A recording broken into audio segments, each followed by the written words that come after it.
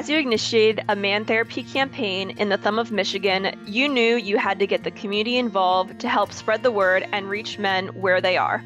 A group that is typically hard to reach is the veteran population.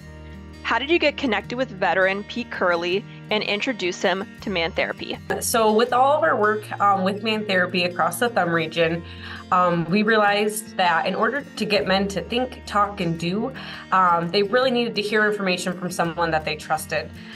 With veterans specifically, and the additional struggles that they face with coming back from civilian life and just the traumatic events that they experience, it was important to have somebody that they trust share this information with them. So oftentimes the Veteran Affairs offices in each of the counties are places where veterans and their families go to get information. And so, we thought, okay, let's reach out to the Veteran Affairs offices and see if they would like information to help support mental health for veterans. When we initially reached out to Pete, he had shared his story with me and the mental health struggles that he had faced. So I knew with his willingness to share and being open about his mental health, that he was a trusted individual and that men and their families would be able to reach out to him and listen to him. So we worked with Pete and his team to share his story and the importance of veterans' mental health. You worked with Thumb Community Health Partnership to help spread the word about man therapy.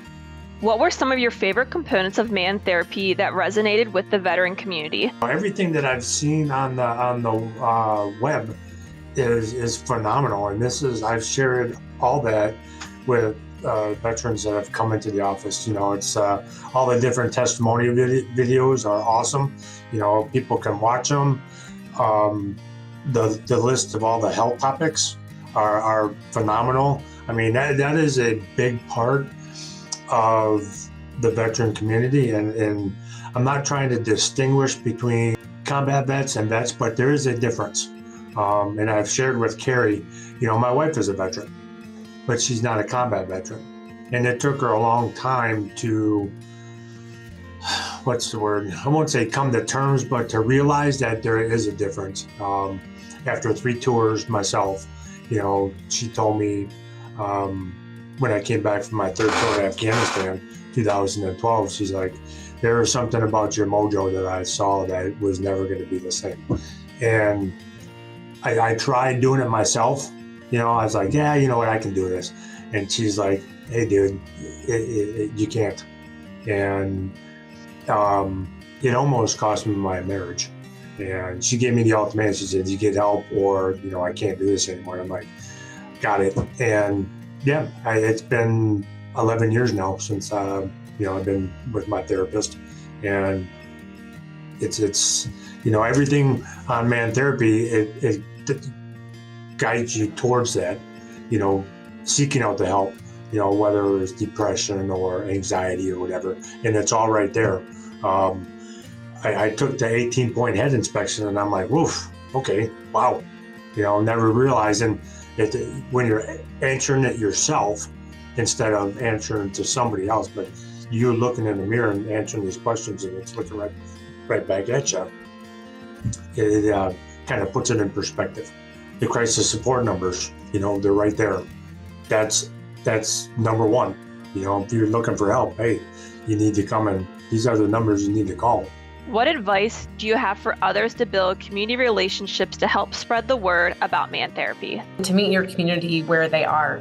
Again, going back to the information that Pete shared and how we got connected to Pete, he is somebody that's in the community. He is somebody that is trusted. And so being able to build those relationships with the community and where they're frequenting is really the goal that we have within the Thumb Community Health Partnership.